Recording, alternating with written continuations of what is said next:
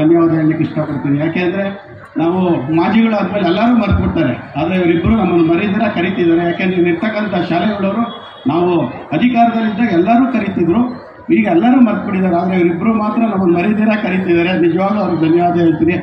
ಅದೇ ರೀತಿ ನಮ್ಮ ಈ ಎರಡೂ ಶಾಲೆಗಳು ನಮ್ಮ ರಾಜರಾಜೇಶ್ವರಿ ನಗರದ ಎರಡು ಕಣ್ಣುಗಳಿದ್ದಂಗೆ. ಯಾಕೆಂದರೆ ಒಳ್ಳೆ ವಿದ್ಯಾಭ್ಯಾಸ ಕೊಡ್ತಿದ್ದಾರೆ, ಒಳ್ಳೆ ಸಂಸ್ಕೃತಿನ ಹೇಳ್ಕೊಡ್ತಿದ್ದಾರೆ. ಯಾಕೆಂದರೆ ನಮ್ಮ ಹಿಂದೂ ಸಂಸ್ಕೃತಿನ ಮಕ್ಕಳಿಗೆ ಹೇಳ್ಕೊಡುವಂಥ ಶಾಲೆಗಳಿದ್ದಾವೆ ನೀವು ಎರಡೇ ಅಂತ ನಾನು ಭಾವಿಸ್ತೀನಿ. ಅದು ಬಿಟ್ಟರೆ ನಮ್ಮ ರಾಜರಾಜೇಶ್ವರಿ ವಿದ್ಯಾಶಾಲಾ ಮತ್ತು ಜ್ಞಾನಾಕ್ಷಿ. ಯಾಕೆಂದರೆ ನೋಡಿದ್ದೀವಿ ನಾವೆಲ್ಲ ಮಕ್ಕಳು ಓದಿ ಓದಿ ಓದಿ ಅಂತ ಹೇಳ್ತಿರ್ತಾರೆ. ಯಾಕೆಂದರೆ ಇವರು ಶಾಲೆ ಹಿಂದೆಯೇ ನಮ್ಮ ಮನೆ ಇದೆ. ನಾನು ಯಾವಾಗಲೂ ಹೇಳ್ತಾ ಇರ್ತೀನಿ, ನಮ್ಗೆ ಎಚ್ಚರಿಕೆ ಆಗದೆ ಇವರು ಶಾಲೆಯಲ್ಲಿ ಪ್ರಾರಂಭ ಆದಾಗ ಎಚ್ಚರಿಕೆ ಆಗ್ಬಿಡ್ತದೆ ನಾವು. ಯಾಕೆಂದರೆ ಅಷ್ಟೊಂದು ಸಾಂಸ್ಕೃತಿಕ ಕಾರ್ಯಕ್ರಮ ಅದೆಲ್ಲ ನಡೆಸ್ತಾ ಇರ್ತಾರೆ ಮತ್ತು ಒಳ್ಳೆಯ ವಿದ್ಯಾಭ್ಯಾಸ ಕೊಡ್ತಿದ್ದಾರೆ. ಅವ್ರಿಗೆ ಮತ್ತು ಅವ್ರ ಶಾಲೆಗೆ ರಾಜರಾಜೇಶ್ವರಿ ತಾಯಿ ಒಳ್ಳೇದು ಮಾಡಲಿ. ಅದೇ ರೀತಿ ನಡೆದಿರ್ತಕ್ಕಂಥ ಸ್ನೇಹಿತರು ನಮ್ಮ ದೇವರುಗಳು. ಇಂಥ ಭಾಗ್ಯಲಕ್ಷ್ಮಿ HR ಅಂತ. ನಾನು ರಾಯಲ್ ಪಬ್ಲಿಕ್ ಶಾಲೆಯ ಪ್ರಿನ್ಸಿಪಲ್. ನಾವು ಈ ಶಾಲೆನ 12 ವರ್ಷದಿಂದ ನಡೆಸ್ಕೊಂಡು ಬಂದಿದ್ದೀವಿ.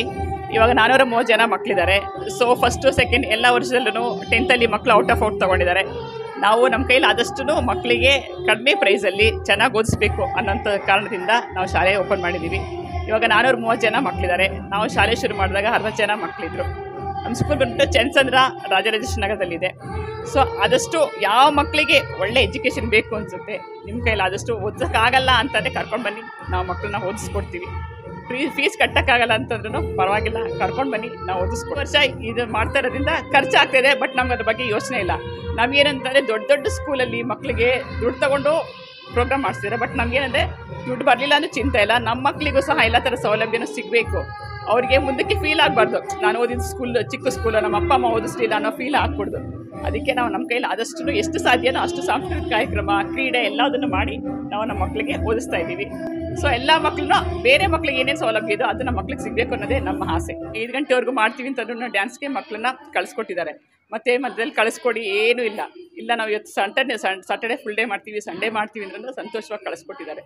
ಯಾವಾಗಲೂ ನಮ್ಮನ್ನು ಅವರು ಬೈದಿಲ್ಲ, ನೀವು ನಮ್ಮ ಮಕ್ಳಿಗೆ ಇದು ಮಾಡ್ತಿದ್ದೀರಾ, ಕಷ್ಟಪಡ್ತೀರಾ ಅಂತ ಹೇಳಿಲ್ಲ. ಎಷ್ಟೊತ್ತು ಬೇಕಾದ್ರೂ ಕಳಿಸ್ಕೊಟ್ಟು ನಮ್ಮ ಜೊತೆ ಸಹಕಾರ ಕೊಟ್ಟಿದ್ದಾರೆ ಸರ್. ಮತ್ತು ಇವಾಗಲೂ ಅಷ್ಟೇ ನಮ್ಮ ಕಾರ್ಯಕ್ರಮ ಮುಗಿಯೋವರೆಗೂ 10 ಗಂಟೆವರೆಗೂ ಕಳಿಸಲ್ಲ ಅಂತ ಹೇಳಿದ್ವಿ. ಎಲ್ಲರೂ ಸಹಕಾರ ಕೊಟ್ಟು ನಮ್ಮ ಜೊತೆ